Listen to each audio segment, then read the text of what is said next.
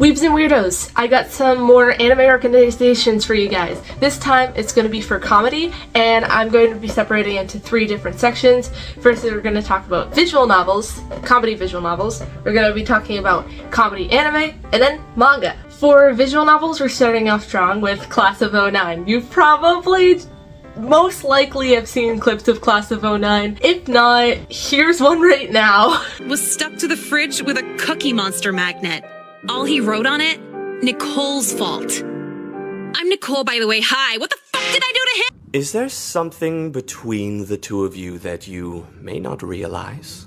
What does any of that even mean? He's asking if we're lesbian. Nicole, get it together! The government forces me to be here, and you expect me to try at volleyball? They have very harsh language and humor. I think that clashing it with anime is funny, considering that in anime it's normally very infantilized character. You can obviously tell that probably a Westerner made this. It's still really funny and a really good, cool visual novel. If you're starting out watching visual novels or watching anime in general, I do not think it's the best for a beginner. If you are someone who is like really interested in like sitcoms or raunchy humor, Class of '09. As the name suggests, it is aesthetically inspired by the early 2000s, so it's definitely shown in the gameplay. I don't know if the creator is a Westerner, but it definitely is targeting a Western audience. Do with that as you will.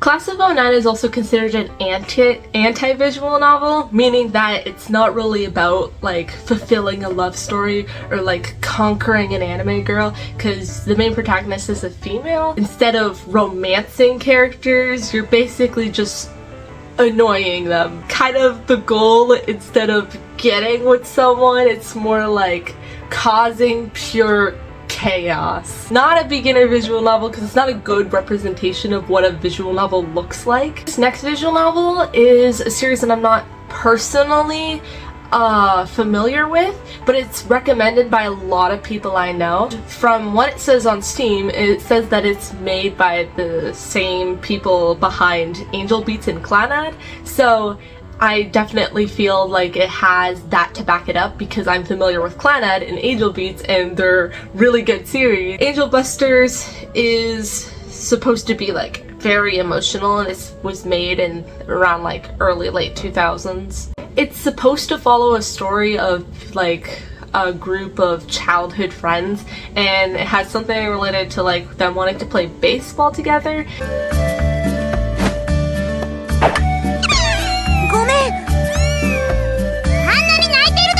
From what I can tell, it kind of sounds like it gives the vibe of like a slice of life story. I'm not familiar with it myself, but I heard a lot of positive things. It's definitely, when you look for comedy anime, the first thing you normally see recommended multiple times on Reddit would be Little Busters. I think that that's something worth a try, and it's on my personal list of something that I want to play in the future. Magikoi is very sexual, so do not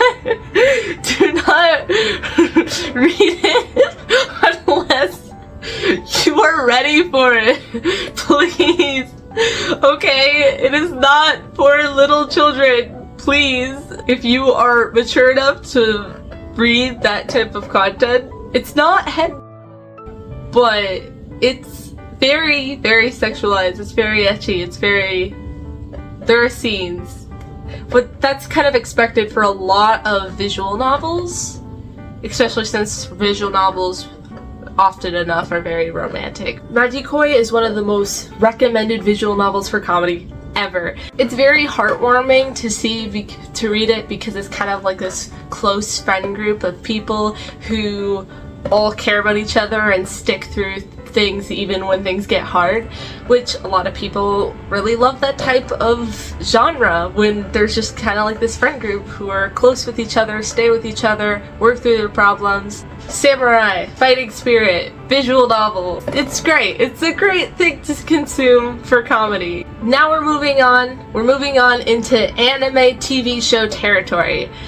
First up, I want to talk about one of my favorite all-time isekais, Konosuba. Yes, I'm aware that Konosuba was originally a light novel. This I know for sure. It was a light novel, but I am here to talk about the anime. The characters forget why they're originally taken to this isekai world because they kind of immerse themselves with the everyday life, and it's very comforting to me. It's one of my favorite shows. It's something that I love watching when I'm sad. It like brightens up your mood. A lot of people are probably already familiar with Konosuba because of Aqua. She is very memeable, but even though she is useless, it doesn't mean that it's not a good show. Even though Aqua is questionable, it makes questionable choices. What happens is that it follows Kazuma, and then he's like, oh, I'm such a NEET, I don't leave my house, I'm super depressed, and then BAM!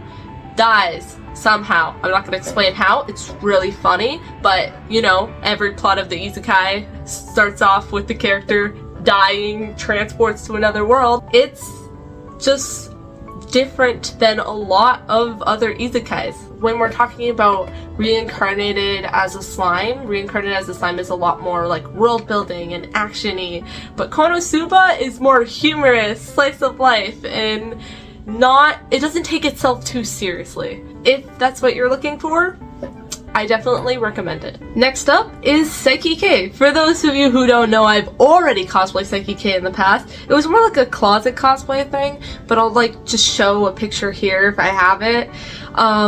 Yeah, it would be really cool to do a serious Psyche K cosplay, but also many. Psyche K is basically about this guy who's, oh my god, psychic, who's born with cool powers, and he's different than everyone else. It basically follows his everyday life and experiences, and it's really comedic because nobody knows he has these powers, and he doesn't want people to know that. That's like his own business, good for him, and he doesn't want to get attention. He doesn't want to become the center of it, and also he has a deep understanding that if someone knew he had these powers, other than his family, he would probably end up in some kind of government lab.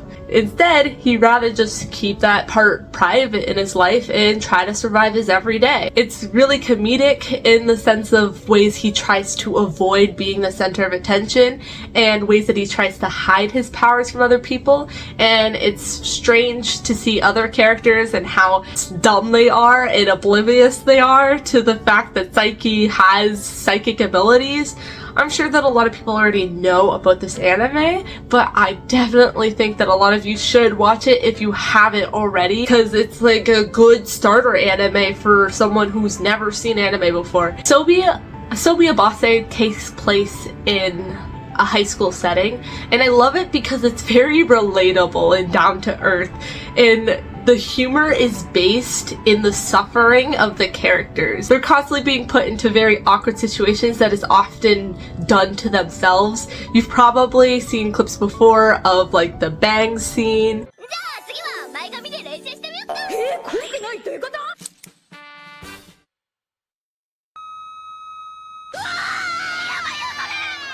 Or maybe even the one character who has blondish hair and they look like they could speak English fluently, but they can't because they were raised in Japan. There's no linear plot. It's just about the everyday experience of the characters, so there's not really any like huge lasting consequences. It's very episodic. It's something that I really enjoy, and if you haven't seen it before, go watch Asobi Abase. This one anime, Sakamoto, haven't you heard I'm Sakamoto? Also known as like Sakamoto desu ga. It's very hilarious because it's about this character who is, it kind of reminds me of Psyche in the sense of like he's great at everything. A lot of side characters are trying to kind of want him to mess up because of how perfect he is, and yet he still looks cool no matter what he's doing.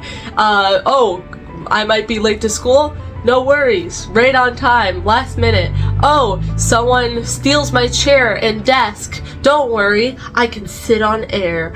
It's just so, it's so strange. It's so insane, and I love it. This is not normal human behavior, and that's what makes it comedic. It's just one of those things where there is no plot other than the characters. The characters are so interesting that they make a plot. Just a heads up, this is the manga section, and the first manga I'm going to talk about is ironically has a similar title to the anime I talked about it before, but they are not related. And that is Sakamoto Days. Follows the story of an assassin, like a hitman, who eventually falls in love and retires. He retires, and then he's just some average guy. He's an average dude who just so happened to kill a lot of people in his younger years.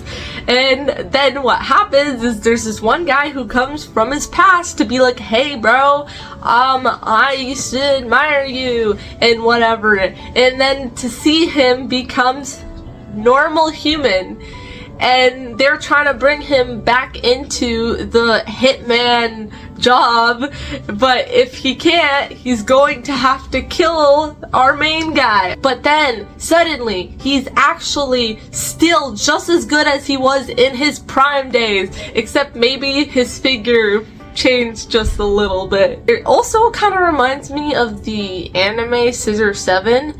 God, I should have mentioned Scissor 7 for comedy. If you've seen Scissor 7 or you've seen Sakamoto Days, those two are very similar.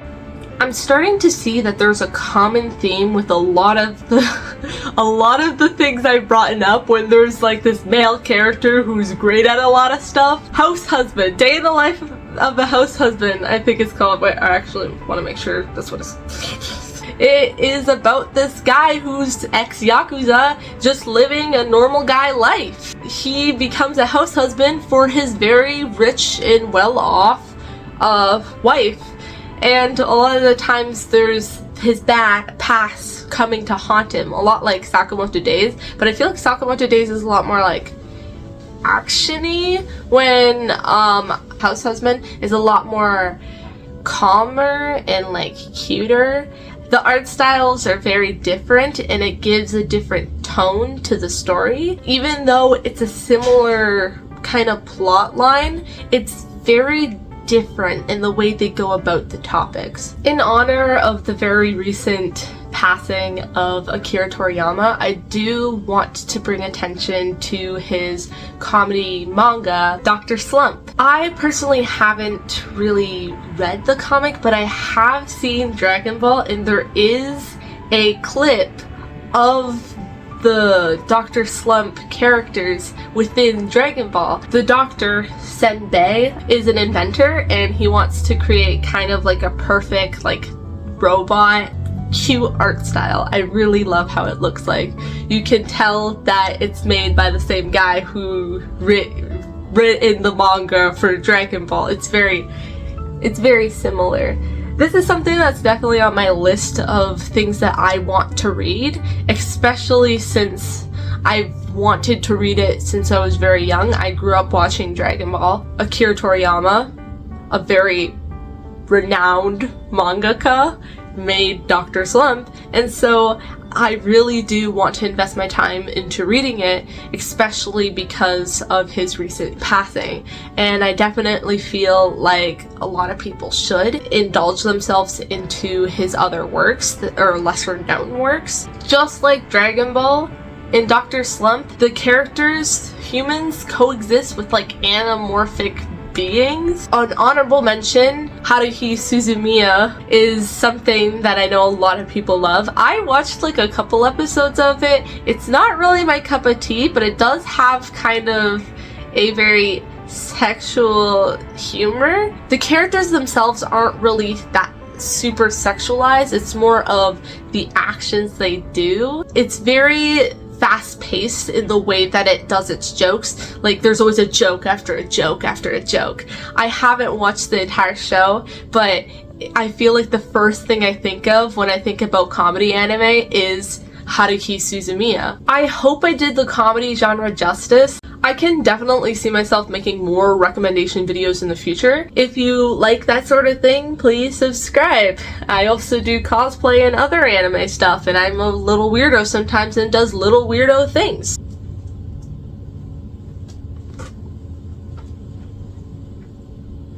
Have a good night.